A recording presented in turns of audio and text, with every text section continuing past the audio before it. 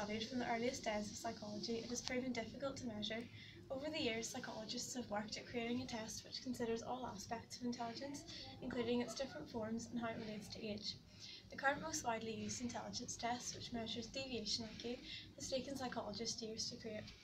In 1904, French psychologist Alfred Binet proposed to the government that they use intelligence testing to identify poorly performing children.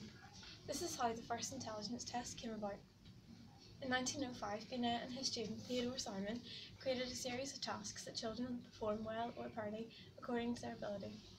These tasks included solving logic problems, remembering words, making rhymes, recognising food and copying pictures.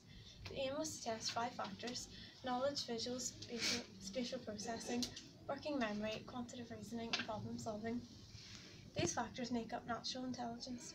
Binet and Simon picked 30 of these tasks to compile into a single test which would measure the child's aptitude or ability to learn, rather than level of education, which includes instruction and rote learning.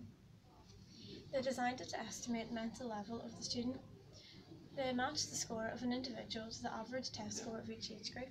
For example, a 10-year-old whose score is the same as the average score of an 8-year-old would be said to have the mental level of an 8-year-old. In 1914, the German psychologist William Stern suggested predicting the useful value of mental age of the students. This is the ratio of the student's mental age to physical age, which in theory should be relative to each other. The statistic is obtained by dividing the mental age by the physical age and multiplying by 100. This works in theory, however, the intellectual difference between a 10-year-old and 5-year-old is more dramatic between that of a 40-year-old and 35-year-old. A 5-year-old with a mental age 5 years older would be considered a genius with an IQ of 200. However, a 35-year-old with a mental age of 40 could not, as the intellectual capacities between adults are not remarkably different. Psychologists concluded that this test works well for children but not for adults, and computed a new statistic for intelligence called deviation IQ. It is obtained by dividing the individual score by the average adult score and multiplying by 100. An adult who scores the same as others has a deviation IQ 100. This is the method most commonly used today. The most widely used current intelligence tests are the Wechsler Adult Intelligence Score and the Wechsler Intelligence Score for Children, which were developed by psychologist David Wechsler.